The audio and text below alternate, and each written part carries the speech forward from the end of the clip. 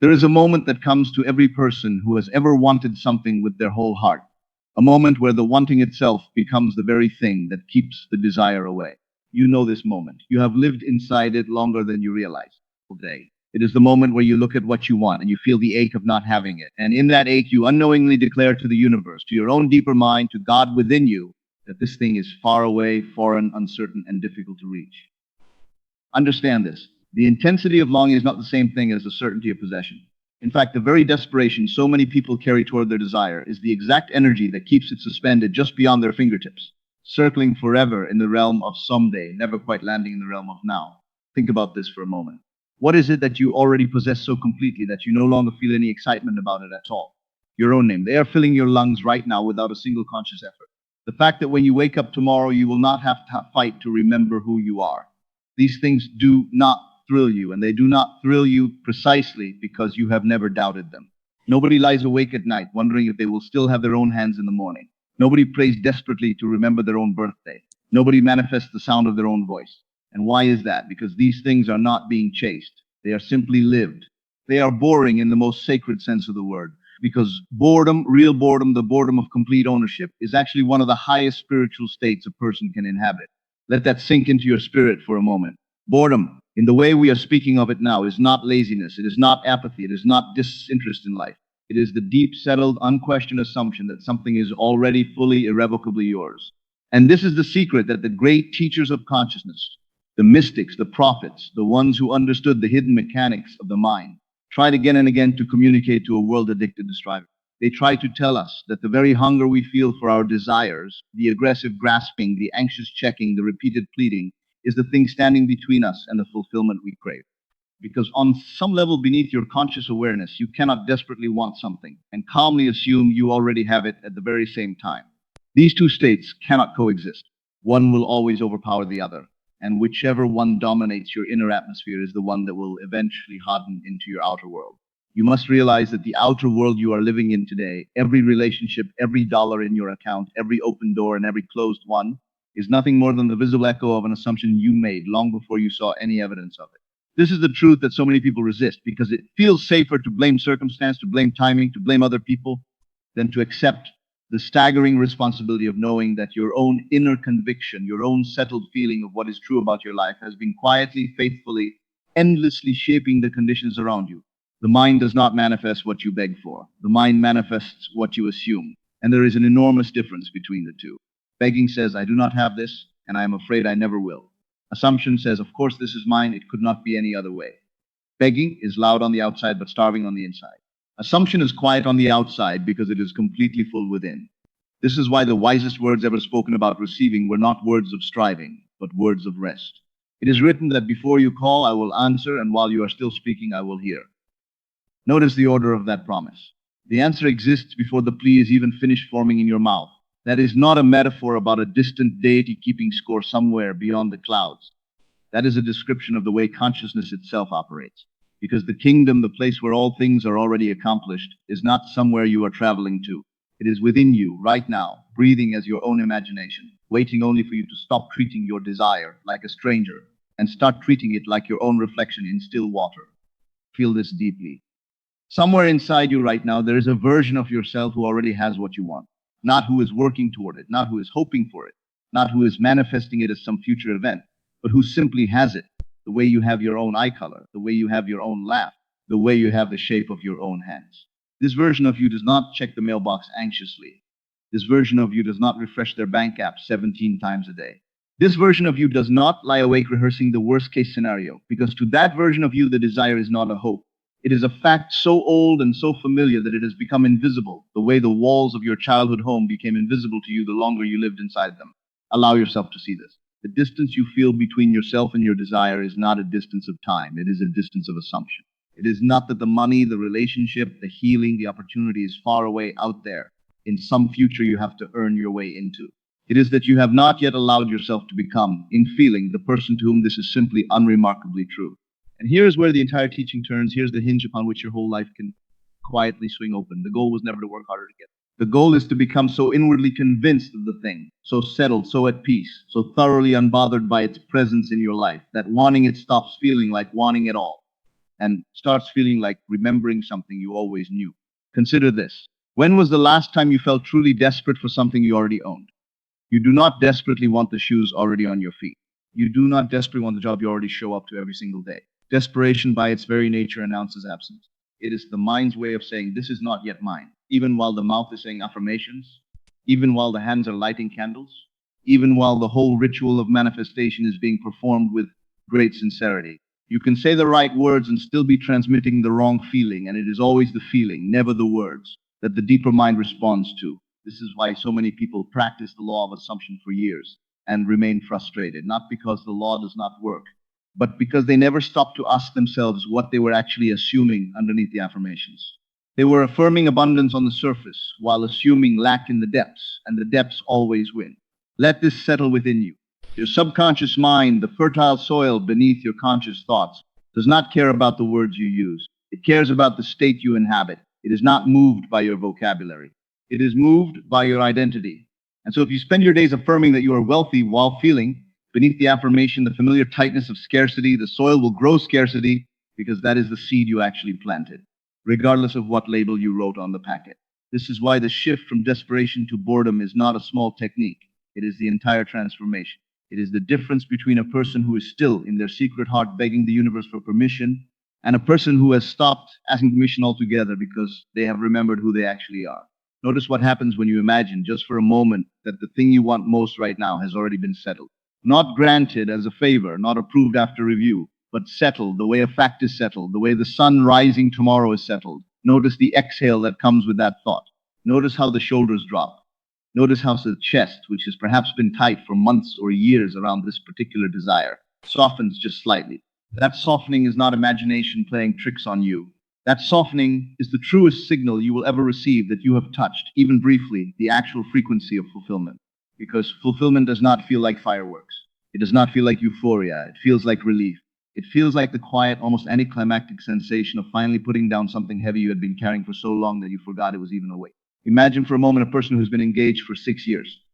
In the beginning, every glance at the ring, every mention of the wedding, every daydream about the future was electric, urgent, thrilling. But now, 6 years in, comfortably living together, deeply secure in the relationship, the engagement has become almost mundane. They do not lie awake wondering if their partner truly loves them. They do not obsessively check for signs of affection.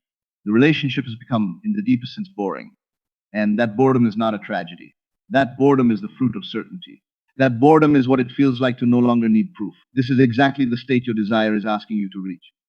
Not the electric, desperate thrill, new hope, but the settled, unremarkable comfort of old certainty, as though you have been living with this blessing for years already, as though it has become slightly tedious to even discuss.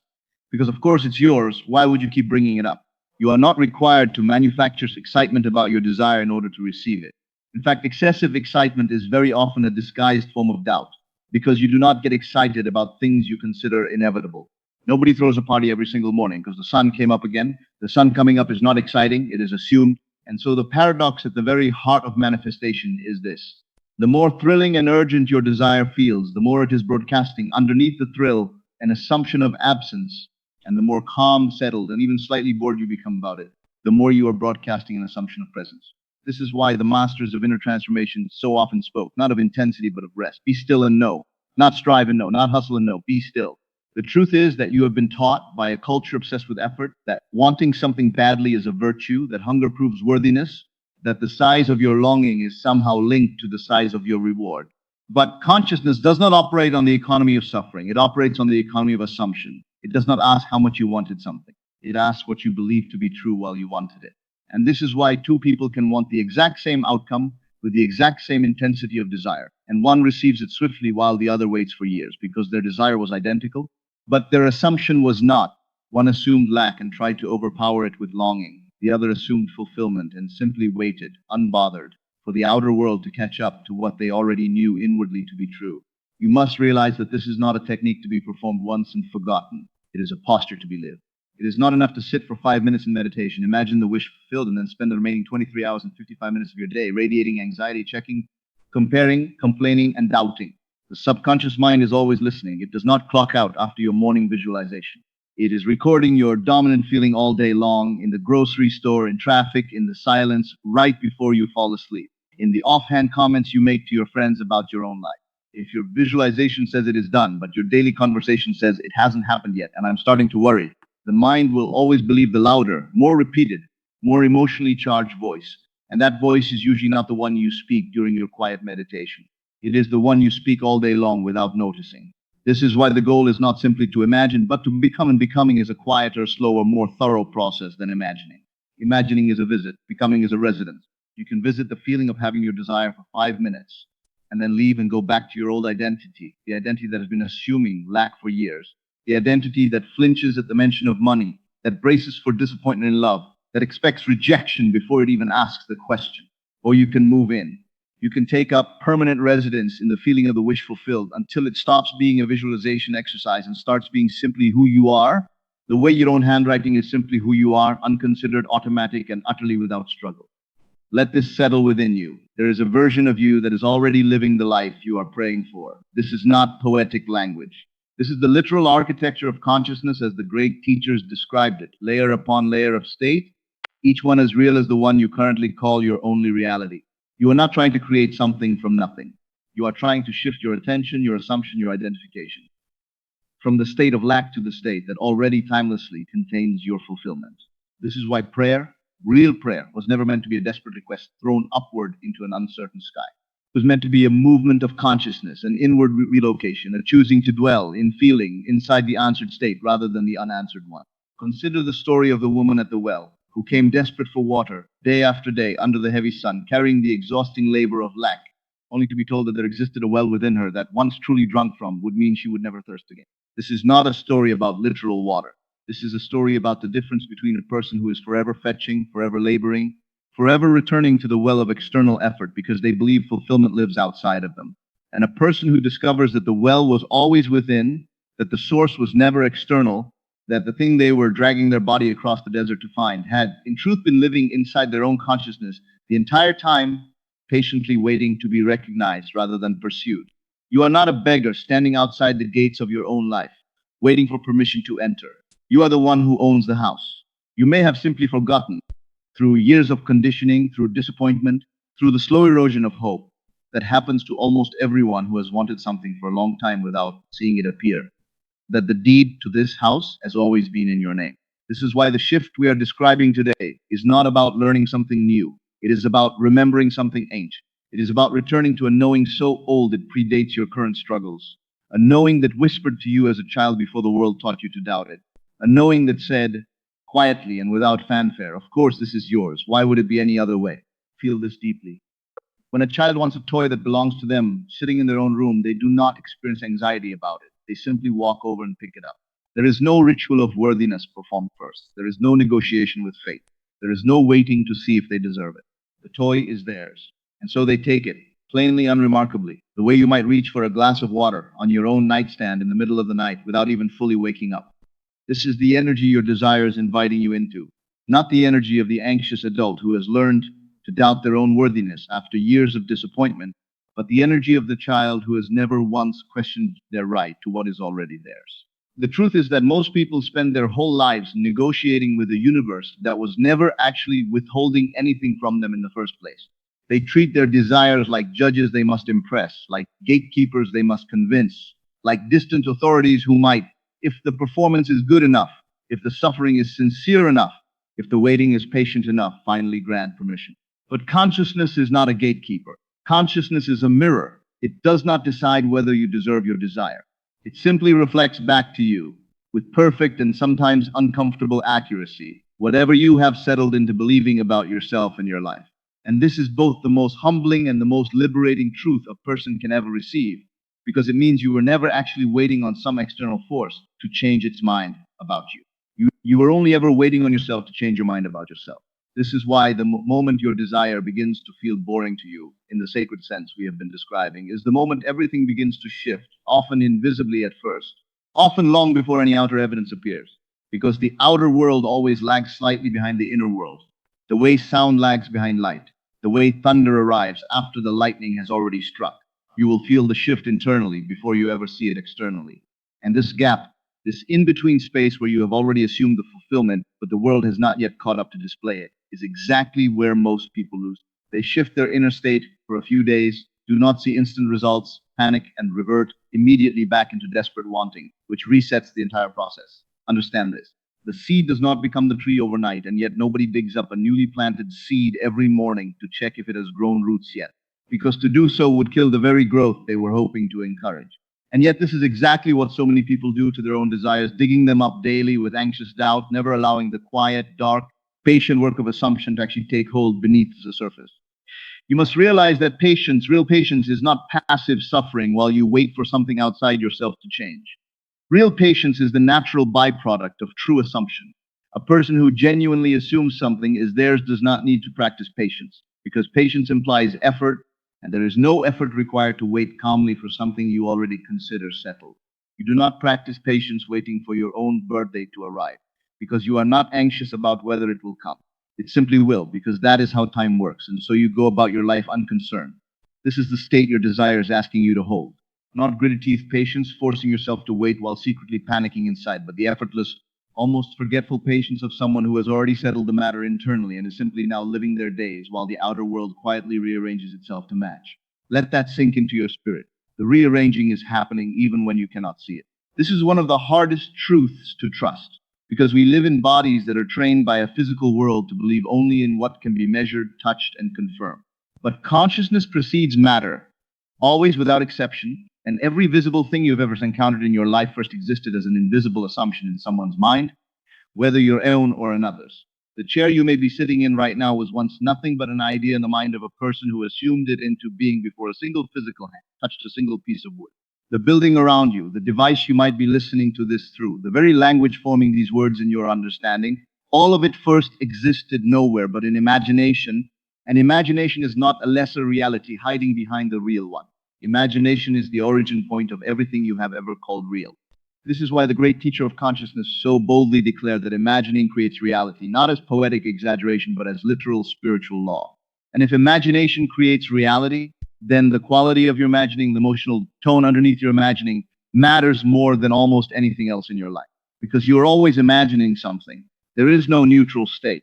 In every waking moment, you are either imagining lack or imagining fulfillment, imagining rejection or imagining welcome, imagining scarcity or imagining overflow, and whichever one you rehearse most consistently, most emotionally, most habitually, is the one being pressed, like a seal into wax, upon the substance of your future. You are not asked to lie to yourself. You are not asked to pretend something is true that feels absurd to your current senses. You are asked instead to shift your attention away from the evidence of your senses, which only ever show you the past, and toward the truth of your imagination, which is capable of showing you the future in present tense. Your eyes can only report what already happened a fraction of a second ago. Light that traveled from an object into your retina, old news dressed up as current events. Your imagination, however, has no such limitation. It can dwell in a moment that has not yet physically arrived, and when you dwell there long enough, faithfully enough, without the desperate grasping that betrays disbelief, that moment stops being a future possibility and starts becoming a present certainty. From present certainty, physical manifestation is simply a matter of time revealing what has already invisibly been decided. Understand this. You are not manifesting your desire. You already have it on the level that matters most, the level of consciousness, the level of assumption, the level where all things are created before they are seen. What you are actually doing in this practice of feeling your desire as boring, as settled, as unremarkable, is not creating something from nothing.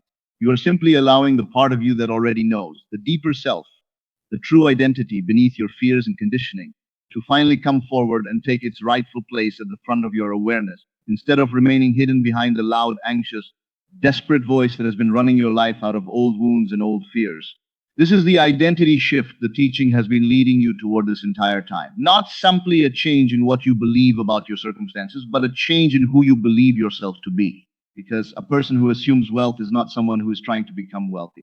They are someone who has already internally become a wealthy person, and their external circumstances are simply the delayed echo of that internal identity. A person who assumes love is not someone desperately hunting for a partner to complete them. They are someone who has already become within a person who is worthy of and surrounded by love, and the external relationship is simply the visible confirmation of a truth they settled long before any other person walked into the picture. You do not attract what you want. You attract what you are, and what you are is not fixed by your history, your past failures, your current bank statement, or your present relationship status.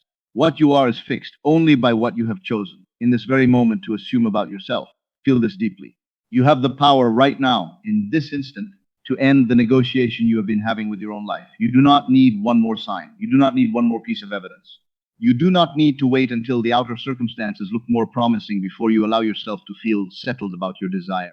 In fact, waiting for outer proof before you allow inner peace precisely backwards. And it is the exact reversal that keeps so many sincere, hardworking, well-intentioned people stuck in cycles of hoping and disappointment for years on end. The order was never outer proof first, then inner peace. The order has always been inner peace first and outer proof patiently, faithfully second. This is why you are being invited today to stop treating your desire like a stranger you must court and convince, and start treating it like an old friend who has simply been away for a while and is now quite naturally coming home. There is no fanfare needed for an old friend's return. There is no elaborate ceremony, no desperate pleading, no anxious waiting by the window checking every 5 minutes. There is simply the quiet, warm knowing that they are on their way, because of course they are, because this was always going to happen, because it was never really in question to begin with. Let your desire become that old friend. Let your desire become boring in exactly this way. Familiar, expected, unremarkable. So certain that you almost forget to be excited about it, the way you almost forget to be excited about breathing, even though breathing is, in truth, one of the most miraculous things your body does every single moment of your existence. You are not chasing your desire. You are remembering it. You are not begging to be given something new. You are simply reclaiming something that was, on the deepest level of truth, never actually separate from you in the first place. The outer delay you may be experiencing right now is not punishment, and it is not evidence that you are unworthy or that the process does not work. It is simply the natural lag between an inner shift and its outer expression, the same lag that exists between planting a seed and harvesting a fruit, the same lag that exists between striking a match and the flame catching fully, the same lag that has always existed, quietly and faithfully, between the invisible world of assumption and the visible world of experience. Trust that lag, do not fight it. Do not interrogate it daily with anxious doubt. Let it do its slow, patient, invisible work the way a night sky lets the stars simply be there, unconcerned with whether anyone below is looking up to notice. Notice what happens when you release the tight grip you have been holding on your desire. Notice how much energy has been consumed by the constant checking, constant hoping, the constant subtle fear that if you relax even for a moment, the whole thing might slip away. This grip, this white-knuckled holding is not devotion. It is doubt wearing the costume of devotion. True devotion looks like rest. True devotion looks like the calm, steady assumption of someone who has already decided the matter is settled and is simply now living their life while the details arrange themselves in the background. You do not have to hold your breath waiting for your life to change. You are allowed to exhale. You are allowed to let your shoulders drop. You are allowed to feel right now, in this very moment, the quiet, undramatic relief of knowing that what is yours cannot be taken from you, and what is not yours was never truly lost, because it was never truly yours to begin with. This is the deepest form of empowerment available to any human being, not the power to force the world into submission through sheer effort and struggle, but the power to align so completely with your own inner truth that the outer world has no choice but to rearrange itself in agreement. This is not arrogance. This is not entitlement in the shallow, ego-driven sense the world often mistakes it for. This is simply the quiet dignity of a person who has stopped asking the world for permission to have a good life and has instead remembered that permission was granted the moment they were given the gift of imagination, the same imagination that has been shaping their reality all along, whether they were using it consciously or not. You are being invited in this very moment to make a choice. Not a choice about your circumstances, which you may not be able to immediately change, but a choice about your assumption, which you can change right now, in this breath, in this heartbeat, in this quiet space between one thought and the next. You can choose to keep rehearsing lack, keep rehearsing doubt, keep rehearsing the exhausting story of how far away your desire still seems. Or you can choose right now to lay that story down gently without force, the way you might set down a heavy bag you have been carrying for far too long, and pick up instead the quiet, settled, almost boring certainty that what you want is already, in truth, yours. Let it be boring. Let it be unremarkable. Let it be the kind of fact you barely think to mention anymore, because it has become so obviously, unquestionably true that bringing it up almost feels redundant. This is not a lowering of your desire. This is the highest honor you can pay it, because only the things we consider absolutely certain are allowed to become boring to us. And so, from this moment forward, let your desire rest quietly within you, not as a hope you are chasing, but as a fact you already hold, the way you hold your own name, your own breath, your own heartbeat, unremarkable, unquestioned, and entirely, completely, of course, yours.